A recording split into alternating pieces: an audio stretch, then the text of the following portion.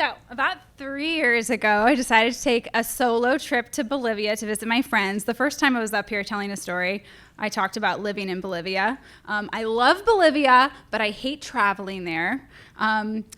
Besides the fact that I detest flying with a deep, deep passion, and it takes like a minimum of 6 flights to get there and back. It's also high altitude. There's also usually always like visa issues. So I was sure that something was gonna go wrong. And my Spanish is like más o menos, you know? So I was by myself and just kind of waiting for a catastrophe. But it surprisingly went very smoothly. The trip went very smoothly. There were a few hiccups, but I was riding the wave. You know, I got to see everyone I wanted to see. I didn't get super sick.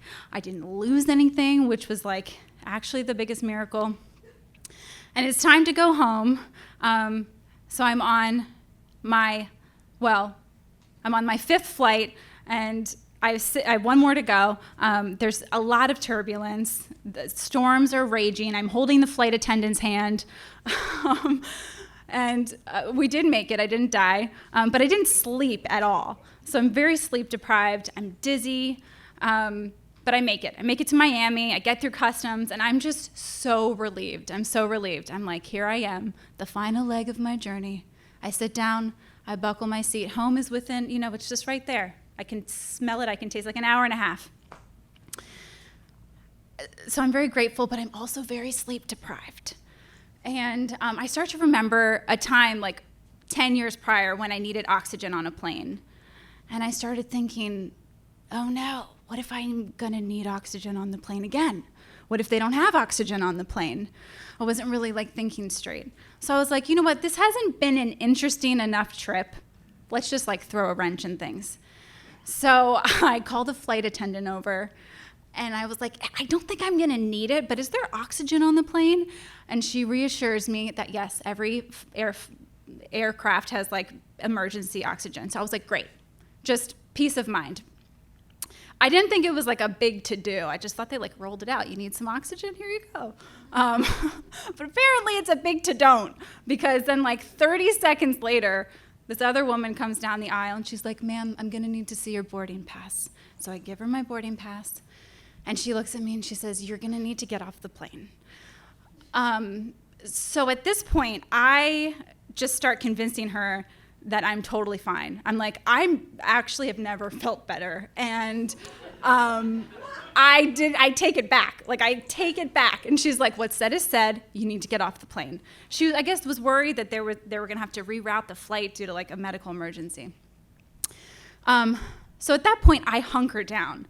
I'm like, I in fact will not be getting off the plane. I am almost home. I can see it. And I would like to stay right here. And so we go back and forth, and she's eventually like, I'm gonna have to call security if you don't get off. So I realized by now that the people behind me are probably videotaping me, and I'm gonna show up on YouTube. So I grab my purse, I unbuckle myself, and I take the walk of shame down the aisle.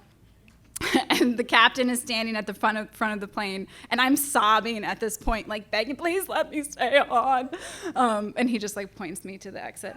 So I walk out, and this woman escorts me out, and the EMTs are there taking my vital signs. I'm totally fine. My vitals are fine. So I'm like, lady, please, ma'am, could I, since people are still trickling on, could I get back on, because I'm clearly fine? And she was like, you will not be getting back on the plane. And in fact, we have blacklisted you from all Frontier flights for the rest of the day. And so I decide at that point to move to Florida and never get on a plane again. No, I did eventually make it home. The details are a little foggy, but I did make it home. The moral of the story is, 1, do not fly Frontier. And number two,